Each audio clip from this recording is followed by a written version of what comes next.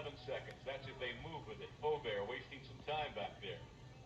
Now LaRouche with 6 seconds to go on the power play. 10:50 to go in the second period. To Keogh.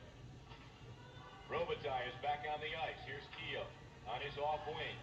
Corrigan. Got it right on. Rebound. LaRouche, a backhander blocked by Schneps in front. And Harold Schneps goes 6'3", about 220 pounds. And he's a lot of hulk out there in front of a goaltender. Here's Robitaille breaking back, and he's offside. Ochar blindsided him, and Robitaille is down. Ochar absolutely ripped into Robitaille as he was looking down for the puck. There's the play right there, Sam. You'll notice he loses it in his skates, and while he's looking down, there's Dennis. He puts the left shoulder into him, and trainer Pat Dunn is out looking over Robitaille right now, who has been injury-riddled during his brief career in Vancouver since joining the Canucks from Buffalo. He seems to be all right. You can see his head bobbing there. He's had a lot of problems this year, young Robitaille. He played 3 or 4 games, and there's always minor ailments. It's nothing very serious at times, but he's been in and out of the lineup. Well, they are still administering to Mike Robitaille, who is laying face down on the ice. He is moving his limb, at least one of them, his leg, and here it is again, Greg. Robitaille had just recently gotten out of that penalty box. Ouch, you can almost feel that up here. That's quite a hit by Ochar, and I think that, there they are, they're getting him up now. Oh, he's got to be woozy. I'm sure they've waved the smelling salts in front of his nose a few times. And he is having great difficulty getting up.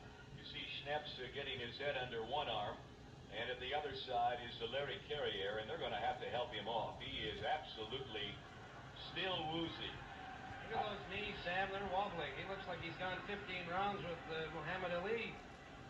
That is, I just hope it's nothing serious, because he was blindsided, and as you described, Greg, so perfectly, he was looking down for the puck. He's dragging a leg behind him, too. He's getting a nice round of applause. Otlifson pulling in front, and they are just moving him ever so gently over to the runway leading to the Vancouver dressing room, and they'll get him off the ice. But Robitaille took a lick that he will not soon forget. It was one of those high hits, too. It was a clean hit. I can't believe that they didn't call for a stretcher. I don't understand it. If a guy is that wobbly on his feet, you think they'd give him the courtesy of at least giving him a lift into that medical room area. He doesn't have to play hero tonight, that's for sure. Sam, you can almost see this game falling into a pattern. I think Pittsburgh is playing with a great amount of confidence, and the Vancouver defensively are scrambling. They're panicking. They're having trouble winning at home. They've won 5 games at home, and this crowd is a very critical crowd in Western Canada. They've been watching National Hockey League mostly on television and via radio before the days of TV out of Montreal and Toronto. And they consider themselves a very educated audience, and it's a tough audience to play in front of. Well, there is the stretcher. Robitaille now being wheeled, I would suspect, to an ambulance and to a hospital, unless there's one right here in the Coliseum that you know of, Greg. It's a club, it's a mini hospital type thing. That door you see there leads into the Canuck medical room.